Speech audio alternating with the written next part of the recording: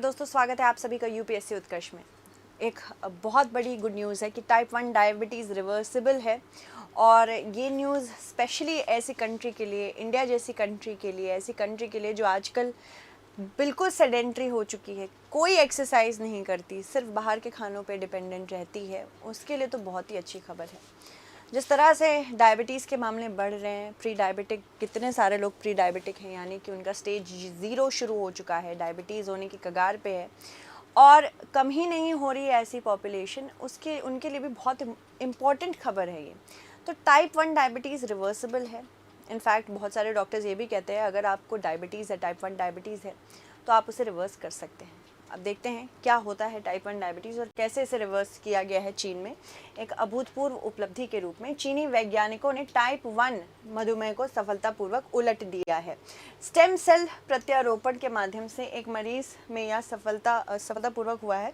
मधुमेह के उपचार में एक महत्वपूर्ण सफलता है। चीन के तियानजिन में की रहने वाली 25 वर्षीय महिला इस प्रक्रिया के जरिए टाइप 1 डायबिटीज़ को सफलतापूर्वक ठीक करने वाली पहली व्यक्ति बन चुकी हैं। रिपोर्ट के अनुसार क्योटो विश्वविद्यालय के मधुमेह शोधकर्ता डेस्को याबे ने बताया, यह उल्लेखनीय है, यदि यह अन्य रोगियों पर भी लागू होते तो अद्भुत होगा। इसमें टाइप 1 मधुमेह के प्रबंधन के तरीके को बदलने के भी अपार संभावनाएं हैं।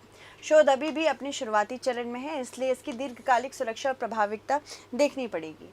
डॉक्टर और अन्य डॉक्टर ने कहा कि रोगी की अपनी कोशिकाओं से CIPSCs विकसित किए गए, उन्हें कार्यात्मक बीटा कोशिकाओं में बदला गया, एक रासायनिक रूप से पुनः प्रोग्राम किया गया और फिर कोशिकाओं को फिर रोगी से शरीर में प्रत्यारोपण इसका हुआ है, जहां उन्होंने स्वायत्त रूप से इंसुलिन का उत्पादन करना शुरू किया। इंसुलिन क्या है? ये असल में एक हार्मोन है जो आपके पैनक्रियाज द्वारा बनाया जाता है, और यही हार्मोन्स आपके ब्लड में ब्लड शुगर लेवल को कम करते हैं, जिससे अग्नाशय के कार्य को प्रभावी रूप से बहाल किया गया। समय समय के साथ रोगी के रक्त शर्करा के स्तर में सुधार हुआ और इंसुलिन इंजेक्शन पर निर्भरता भी कम हो गई। इसके अलावा जिस प्रकार से ये काम चल रहा है, chemically induced pluripotent stem cell derive isolates निकाले गए और उसके बाद इन्हीं को केमिकल रीप्रोग्रामिंग से यूज़ किया गया है। इसके बाद इस बात पर जोर देते हुए ये बताया गया, CIPSCs एक शक्तिशाली उपकरण है क्योंकि उन्हें वयस्क कोशिकाओं से बनाया जा सकता है। लगभग किसी भी प्रकार की कोशिका, जैसे कि इंसुलिन उत्पादक बीटा कोशिकाओं में बदलने के लिए पुनः प्रोग्राम की जा सकती हैं। उनका उपयोग जोखिम रहित नहीं है, ये भी आपको ध्यान रखना है। यद्यपि CIPSCs रोगी विशिष्ट होते हैं, फिर भी शरीर की प्रतिरक्षा प्रणाली के लिए जोखिम लगातार बना रहता है।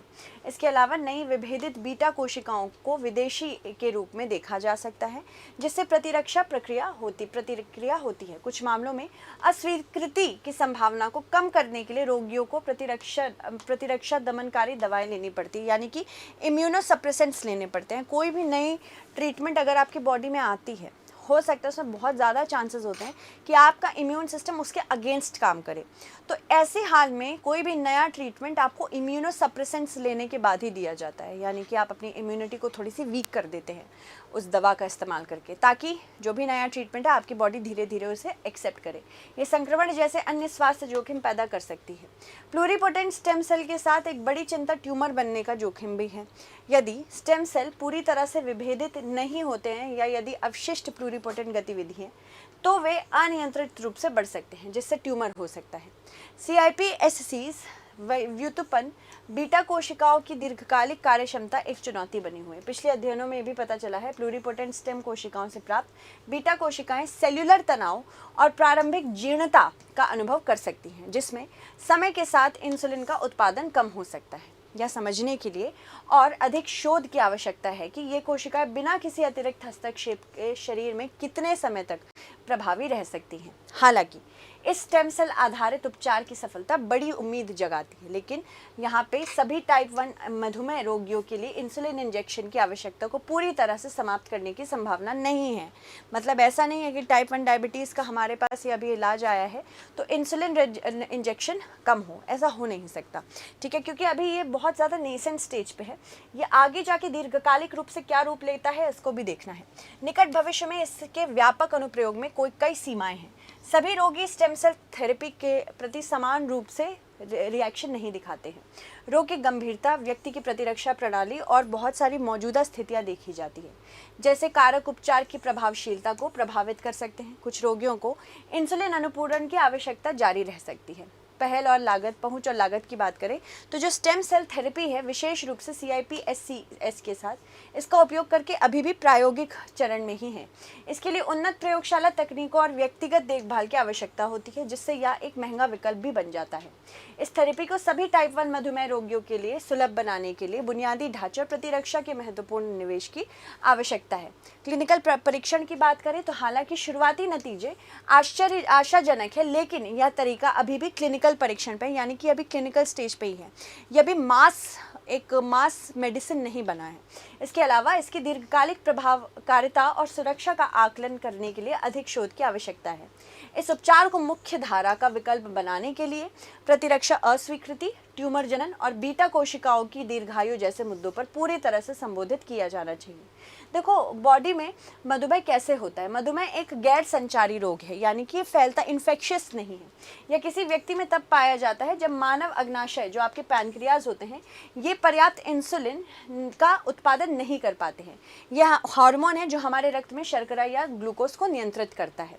जब शरीर प्रभावी रूप से उत्पादित इंसुलिन का उपयोग करने में असफल है, या एक दीर्घकालिक स्वास्थ्य स्थिति है जो कि शरीर द्वारा भोजन को ऊर्जा में बदलने की प्रतिक्रिया को प्रभावित करती है। डायबिटीज के 2 पार्ट होते हैं, एक टाइप 1, एक टाइप 2। इसे किशोर मधुमेह के रूप में भी जाना जाता है, यानी कि ये ज़्यादातर 14 से 16 वर्ष की आयु के बच्चों को प्रभावित करता है। ये तब होता है जब अग्नाशय पर्याप्त इंसुलिन का उत्पादन करने में विफल रहते हैं। यह मुख्य रूप से बच्चों और किशोरों में पाया जाता है। इसका प्रसार कम है। टाइप 2 की तुलना में ये बहुत अधिक गंभीर भी है। टाइप 2 मधुमेह इसका सबसे आम प्रकार है, या शरीर की कोशिकाएं इंसुलिन का ठीक से उपयोग नहीं कर पाती, यानी कि आपकी बॉडी में पैनक्रियाज इंसुलिन तो बना रहे हैं पर आप उसका उपयोग नहीं कर पा रहे हैं।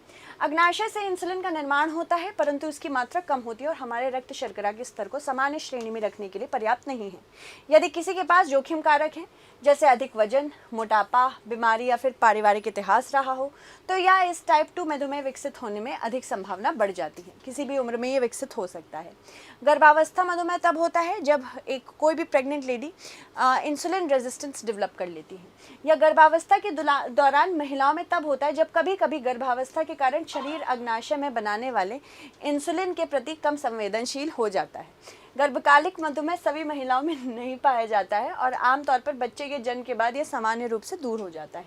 मधुमेह के मुख्य लक्षण क्या क्या हैं? एक तो धुंधली दृष्टि है, बढ़ी हुई प्यास बहुत लगती है, हाथ या पैर में सुन्नता आ जाना, कमजोरी लगना, थका हुआ लगना, अनियोजित वजन घटना, साथ ही साथ शुष्क मुंह होना, लगातार यूरिनेशन होना, बार बार अस्पष्टीकृत संक्रमण होना, धीमी गति से ठीक होने वाले घाव या घाव होते जाना। मधुमेह में बहुत सारी जटिलताएं भी हैं, जैसे कि शरीर की सबसे छोटी रक्तवाहिकाएं उच्च रक्त शर्करा स्तर के उत्पादन के कारण क्षतिग्रस्त हो जाती है। परिणाम स्वरूप शरीर में रक्त प्रवाह स्तर में कमी आने लगती है, जिससे ऊतक मर जाते हैं। यह स्थिति शरीर के अन्य अंगों जैसे कि हृदय, गुर्दे, तंत्रिका तंत्र आदि को भी प्रभावित करते हैं, या शरीर की प्रतिरक्षा प्रणाली को पूरी तरह से क्षतिग्रस्त करके उस पर अधिक प्रभाव डालते हैं। मधुमेह के उपचार क्या क्या हैं? नियमित रूप से आप व्यायाम करिए। पहली बात तो कम वसा और कम कैलोरी आहार के माध्यम से शरीर को सही वजन में रखिए। हाई शुगर या तले हुए खाद्य पदार्थों का सेवन ना करें। पर्याप्त सब्जियां खाएं, फल खाएं, अधिक फाइबर खाएं। नियमित रूप से चलें। तैराकी, योग आदि माध्यम से शारीरिक रूप से सक्रिय रहना बहुत जरूरी है। अपने शुगर लेवल को बार बार चेक करते रहें। अगर ज़रूरत है तो इंसुलिन और अन्य दवाइयों से इंजेक्शन लें। उसके अलावा भारत में अगर मधुमेह की बात करें तो Indian council of medical research India मधुमेह द्वारा बताया गया है कि भारत में मेटाबॉलिक गैर संचारी रोग स्वास्थ्य रिपोर्ट में ये बताया गया है कि इस क्रॉस सेक्शन जनसंख्या आधारित सर्वेक्षण में राज्य और केंद्र शासित प्रदेशों के शहरी और ग्रामीण क्षेत्रों से 20 वर्ष और उससे अधिक आयु के व्यक्तियों के प्रतिनिधि नमूने का आकलन किया गया।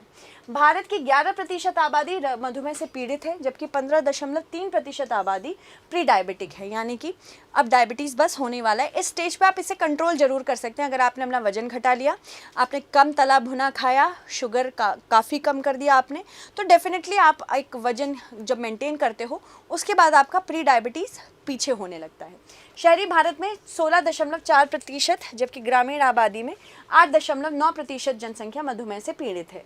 शहरी आबादी का लगभग 15.4% और ग्रामीण भारत का 15.2% प्री डायबिटिक चरण में है। सभी राज्यों में जनसंख्या के एक यादृच्छिक नमूने में पाया गया कि उत्तर प्रदेश में मधुमेह का प्रसार सबसे कम है, 4% का है, जबकि गोवा में सबसे ज़्यादा अधिक है, 26.4%। भारत में 18 वर्ष से अधिक आयु के अनुमानित 77 मिलियन लोग इस बीमारी से पीड़ित हैं। लगभग 25 मिलियन लोग प्री डायबिटीज़ से पीड़ित हैं, जिसका तात्पर्य है कि उन्हें शीघ्र ही इस बीमारी को विकसित होने का उच्च जोखिम दिखाया गया है। भारत में मधुमेह का कारण असल में बहुत ज़्यादा इंसुलिन प्रतिरोध है, जो भारतीय आबादी में टाइप 2 मधुमेह बढ़ा रहा है। इस बीमारी का बढ़ना पर्यावरणीय कारकों के साथ साथ खाना पीना भी है, जिस प्रकार से जनसंख्या वितरण पैटर्न, प्रजनन दर, जीवन प्रतिरक्षा प्रत्याशा और मृत्यु के प्रमुख कारण में परिवर्तन भी शामिल है। टाइप 2 मधुमेह के विकास में आनुवांशिक संवेदनशीलता बहुत महत्वपूर्ण भूमिका निभाती है। अगर आपके फैमिली में डायबिटीज़ है, टाइप 2 डायबिटीज़ है, तो इसका मतलब ये नहीं कि आपको हो ही जाएगा, मतलब आपके पास चांसेस हैं होने के। आप अगर उसे कंट्रोल करोगे तो आराम से कंट्रोल हो सकता है। भारतीयों में यूरोपीय लोगों की तुलना में कम उम्र में ही ये बीमारी विकसित हो जाती है। राष्ट्रीय मधुमेह नीति भारत सरकार लेके आई थी 2017 में। इसका उद्देश्य था 2025 तक भारत में इस बीमारी की व्यापकता को 20% तक कम करना है। प्रधानमंत्री जन आरोग्य योजना, जिसे आयुष्मान भारत के नाम से जाना जाता है, 500 मिलियन से अधिक लोगों के उपचार के लिए मुफ्त कवरेज देती है। सरकार ने इस बीमारी के बारे में लोगों को शिक्षित करने के लिए बात की है। समुदाय में जागरूकता बढ़ाने की भी बात की है। खाद्य सुरक्षा और मानक प्राधिकरण FSSAI स्वस्थ भोजन की आदतों को बढ़ावा देता है। युवा मामले और खेल मंत्रालय फिट इंडिया मूवमेंट का नेतृत्व करता है तथा आयुष मंत्रालय द्वारा रोगों से संबंधित विभिन्न गतिविधियों का आयोजन भी करता है। तो चलिए अब एक मेंस बेस्ड क्वेश्चन देख लेते हैं इससे रिलेटेड। मधुमेह क्या है? भारत सरकार के द्वारा मधुमेह की रोकथाम के लिए किए गए प्रयासों पर आपको नज़र डालनी है। उसके बाद एक और प्रीलिम्स का क्वेश्चन है। निम्न कथनों पर विचार करें। टाइप 1 मधुमेह किशोर मधुमेह के रूप में भी जाना जाता है। टाइप 1 मधुमेह तब होता है जब अग्नाशय पर्याप्त इंसुलिन का उत्पादन करने में विफल रहता है। तो आपको बताना होगा इनमें से कौन सा कथन सत्य है। धन्यवाद।